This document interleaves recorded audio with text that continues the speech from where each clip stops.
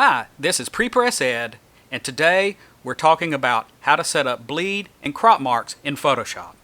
Since Photoshop is not a page layout program, it doesn't have the ability to auto set up for bleeds and crop marks. I'll show you how to overcome that limitation so that you can use Photoshop when needed for these kinds of projects. We'll start with a business card size page.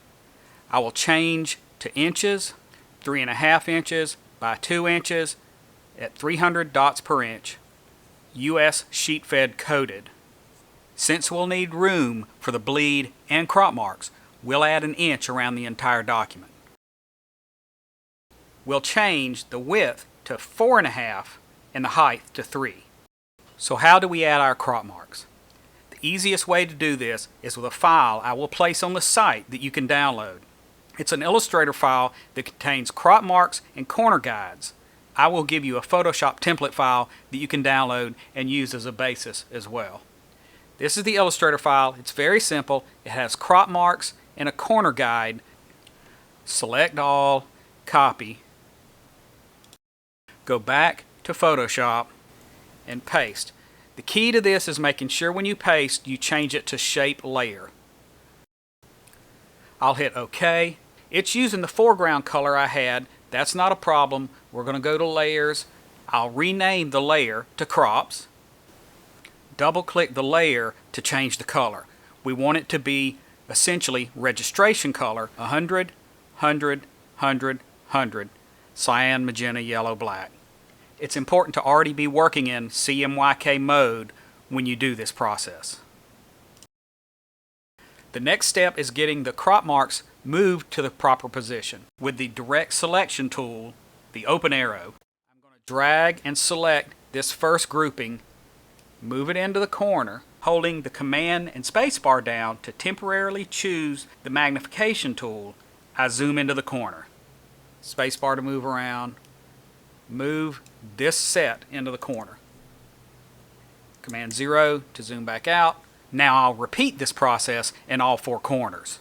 Move the corner set in generally and zoom in. Line it up to the corner, zoom back out, grab the next set. I'm not worried too much about being very precise till I get zoomed in, because it's just very difficult to line that up when you're zoomed out.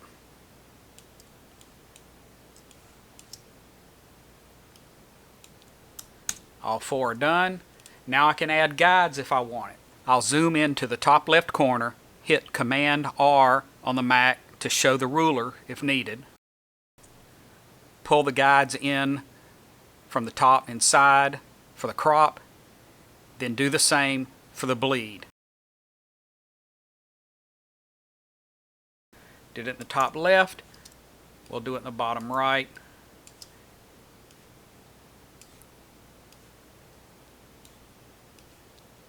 Just adding the guides in.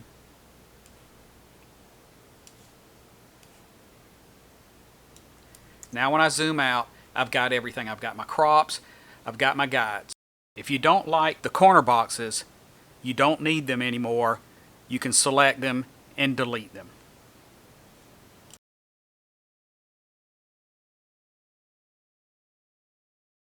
Using the business card example Photoshop file I've provided, you'll see it's already set up with the crops and bleed area and guides for you to use. In this sample, I've already laid in some artwork, a background, some type, and some vector art pre-set up for a business card. You can use this as a starting point. If you want to change the document size to use for something else, I can remove that layer, go to Canvas Size, change it to the size we want. Let's say we want a 5 by 7. Again, don't forget to add an inch. So 6 by 8. Change the document size. Now I have to do what we discussed before, move our corners. Once you've moved each of the items into the corners, you can readjust your guides if you need them. and you're ready to start on this document with the new size. To clear the guides, use View, Clear Guides. That will allow you to draw new ones in place much easier.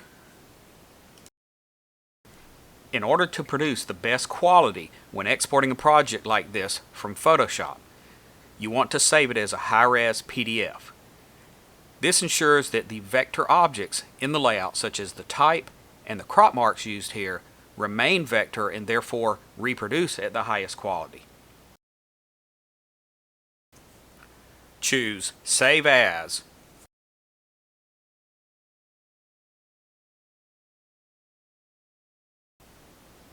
Photoshop PDF. Leave layers checked, and I recommend that you uncheck Embed Color Profile. However, some printers may ask you to include that. Now choose Save. I have a preset for Photoshop, but I'll show you each individual setting.